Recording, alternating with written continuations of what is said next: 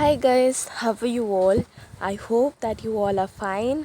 तो आज का वीडियो होने वाला है facts of people born in February. जैसे कि मैंने ऑलरेडी कहा था, सीरीज़ शुरू हो चुकी है। अगर आपने facts of people born in जनवरी नहीं देखा है तो जल्दी से जाकर देख लीजिए, मैं डिस्क्रिप्शन में लिंक दे दूँगी। तो आज का वीडियो शुरू करते हैं। हाँ, so the first fact is people born in February, they are original and they do not take credit of others work.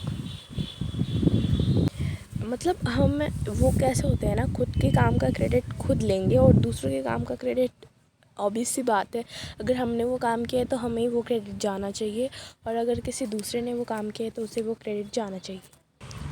तो ये सब चीज़ें ना, मतलब बहुत सारे मूवीज़ में भी ऐसा होता है ना, ये काम कोई दूसरा करता है और क्रेडिट कोई और लेता है। बहुत सारे मूवीज़ में ऐसा होता है।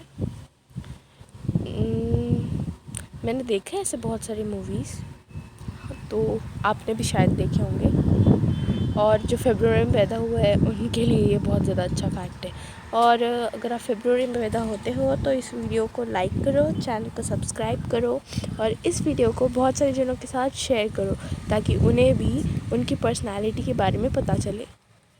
तो चलते हैं नेक्स्ट फैक्ट की तरफ। So the next fact is they are loyal. वो लॉयल होते हैं।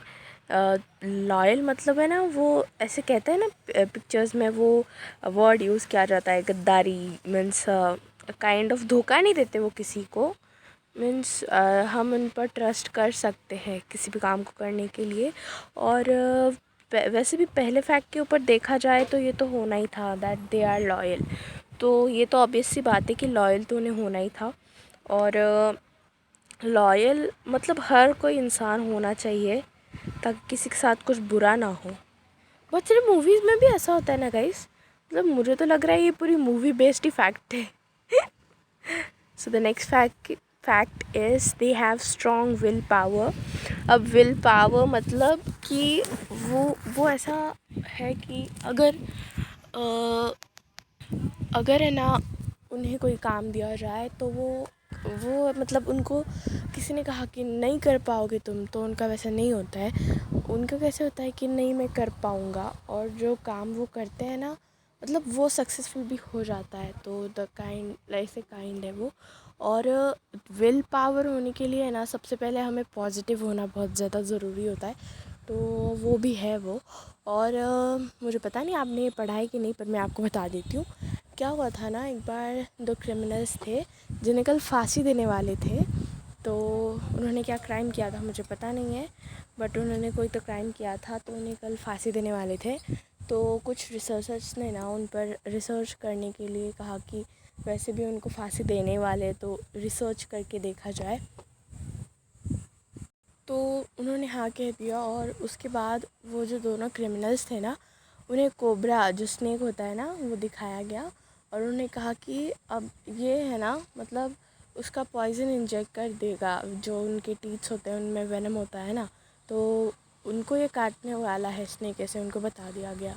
और होता क्या है ना कि वो दोनों को ब्लाइंड फोल्ड करके चेयर पर बिठा दिया जाता है और एक नीडल से उनको प्रिक किया जाता है, और उसी वक्त वो दोनों भी मर जाते हैं, जबकि उन्होंने नीडल से प्रिक किया था। पता नहीं मतलब ऐसा कैसे हो सकता है कि अगर उन्होंने कैसे ठान लिया था, पता है कि नहीं हम मरने ही वाले, मतलब मन में नेगेटिविटी थी।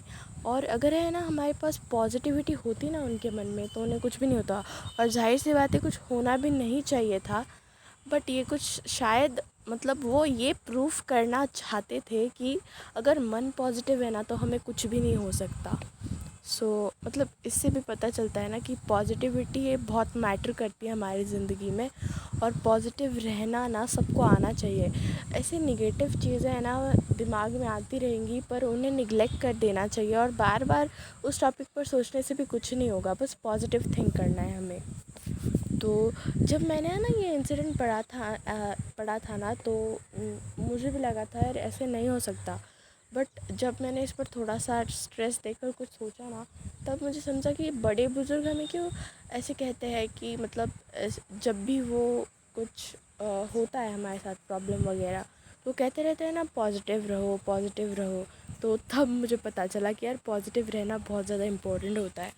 तो next fact, they are silent. वो बहुत ज़्यादा शांत स्वभाव के होते हैं, मतलब गुस्सेल नहीं होते या फिर किसी पर गुस्सा नहीं करते, शांत होते हैं।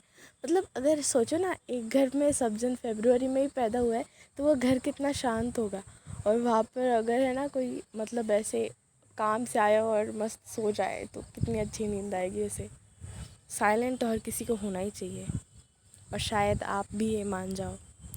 Take things easy at their own place. ये ईस्ट हो गया है but it's easy, sorry for the mistake. वो है ना, मतलब कैसा होता है ना कि अगर किसी चीज़ का हमें बुरा लग जाता है ना, तो बहुत बार है ना कई इंसानों के मतलब बहुत सारे ऐसे लोग होते हैं जिनको वो अपने मतलब मन में ही रहता है, वो एक्सप्रेस भी नहीं कर पाते, ना ही वो किसी को माफ़ कर पाते हैं।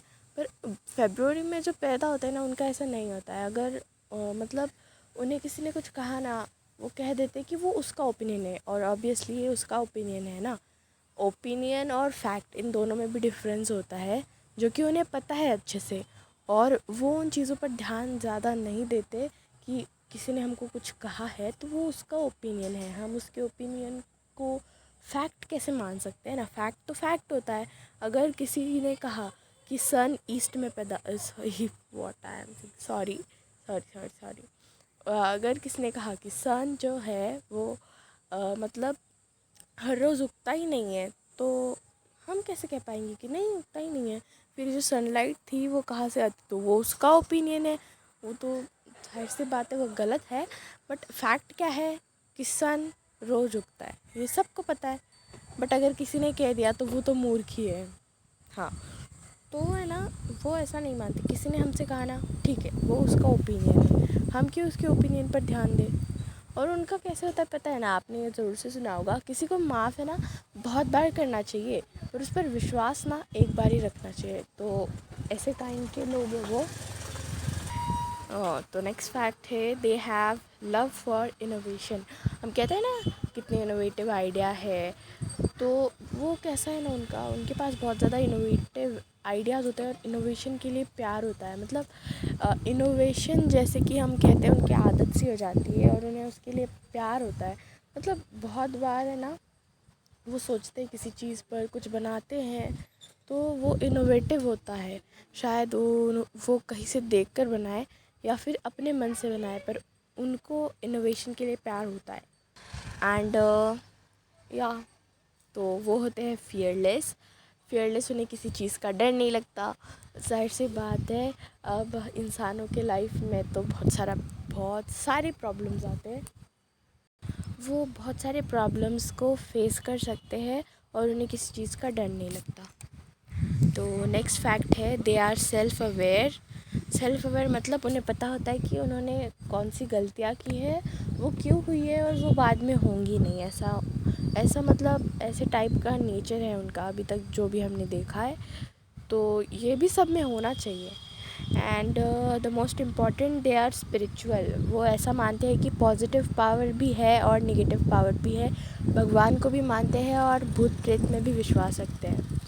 They are also sensitive and emotional. बहुत ज़्यादा इमोशनल होते हैं ठीक है, किसी की भी तरह। तो ये थे आज के कुछ फैक्ट्स। और है ना, इसे पर्सनल मत मानिए। मतलब ये है ना, रिसर्च किया गया था, जबकि पाया गया कि मोस्ट ऑफ़ द पीपल ऐसे होते हैं। तो पर्सनल मत ले लीजिए इसको। तो ये था मेरा आज का वीडियो। कैसा लगा आप सभी को कमेंट्स में ज़रूर बताना। और अगर आपको पसंद आया तो इस वीडियो को लाइक कीजिए, सबके साथ शेयर कीजिए, और मोस्ट इम्पॉर्टेंट चैनल को सब्सक्राइब कीजिए और बेल आइकन भी दबा दीजिए। Thank you. Stay home, stay safe.